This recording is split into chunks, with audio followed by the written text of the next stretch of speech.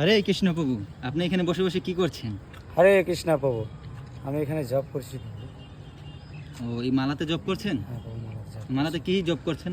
আমি ভগবানের নাম জপ করছি প্রভু। আপনার দেখছি আপনি অনেকক্ষণ ধরে এখানে বসে আছেন, জব করছেন। আপনার তো একটা পা নেই। হ্যাঁ প্রভু, তো আমার আপনি- পা নেই একটা, পা নেই।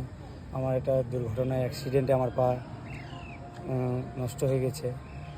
আমি এখানে ছিলাম মায়াপুরে, অনেক দিন থেকে রয়েছি মায়াপুরে, মন্দিরের সাথে যুক্ত রয়েছি আমি। ভগবানের নাম করে আমি নিজেকে একটা শান্তি অনুভব পাই আমি। আপনি কেন ভগবানের নাম করছেন? প্রভু, এটা তো দুঃখালয়, ভগবানের এই জগতে দুঃখালয়ে আমরা এসেছি। এখানে দুঃখ কষ্ট ছাড়া কিছু পাওয়া যায় না প্রভু। তো ভগবান কৃপা করে আমার একটা পা নেই, হয়তো আমার দুর্ঘটনায় একটা অ্যাক্সিডেন্টে পা চলে গেছে, কিন্তু ভগবানের কৃপায় আমি আধ্যাত্মিক শান্তি বলে উপভোগ করতে পারি।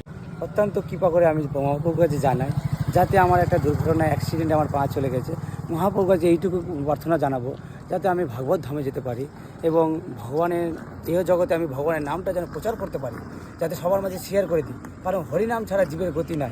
কারণ শাস্ত্রে উল্লেখ দিয়েছে, হরের নাম হরের নামই কে বললাম, কালে নাচতেব গতির অন্যতা।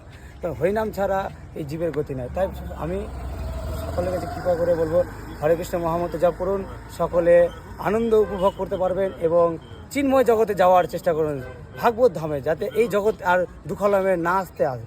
তো আমি কৃপা করে আপনাদের সকলের কাছে অনুরোধ করছি, সকলে এই 16 নাম 32 করে আপনারা জপ করুন হরে কৃষ্ণ মহামন্ত্র, দেখবেন আধ্যাত্মিক শান্তি পাবেন। সকল মাতাজি এবং প্রভুদের কাছে আমার একটাই অনুরোধ, যে আপনারা সকলে আমার ভিডিওটা সবার মাঝে শেয়ার করবেন, যাতে আমি মহাপ্রভুর এই বাণীটা যেন সবার কাছে সকলের মাঝে পৌঁছে যেতে পারে। ভিডিওটা আপনারা সবার মাঝে পৌঁছে দিন, সবার মাঝে শেয়ার করুন, যাতে সবাই এই ভিডিওটা দেখতে পায়। সবার মাঝে শেয়ার করুন। হরে কৃষ্ণ।